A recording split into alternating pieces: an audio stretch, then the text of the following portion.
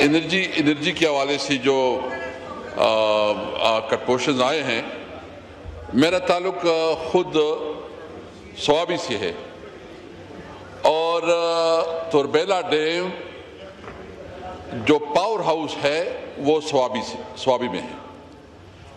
اور دلچسپ بات یہ ہے کہ سوابی کی بجلی وہ برہان سے آتی ہے، اٹک ضلع سے، یعنی جہاں پاور اسٹیشن بنا ہے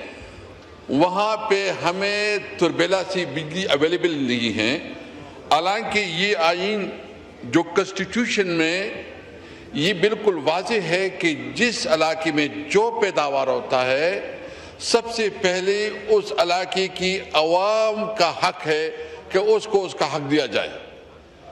جناب اسپیکر، یہ خیبر پختونخوا، یہ صرف توربیلا ڈیم جو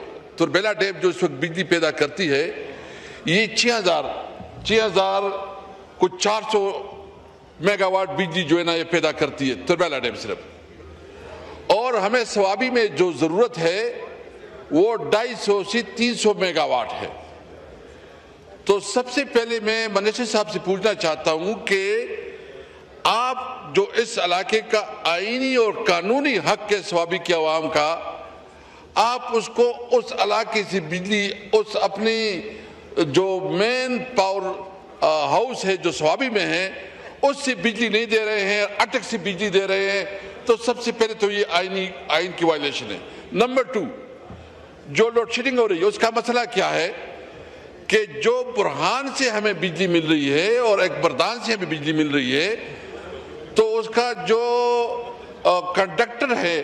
وہ اتنے کمزور ہے کہ وہ جو ہماری گرمیوں میں بجلی کی ڈیمانڈ ہے اس ڈیمانڈ کے مطابق وہ پورا نہیں ہوتا، اتنی بجلی ہمیں آتی نہیں ہے۔ اس کی وجہ سے آج کل سوابی میں جو لوڈ شیڈنگ ہوتا ہے وہ لوڈ شیڈنگ تقریباً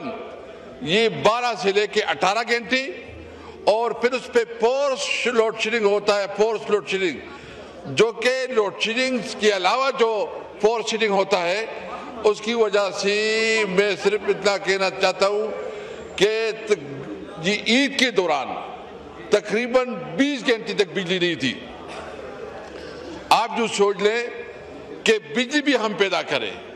ہمارا علاقہ جو ہے نا بجلی سے محروم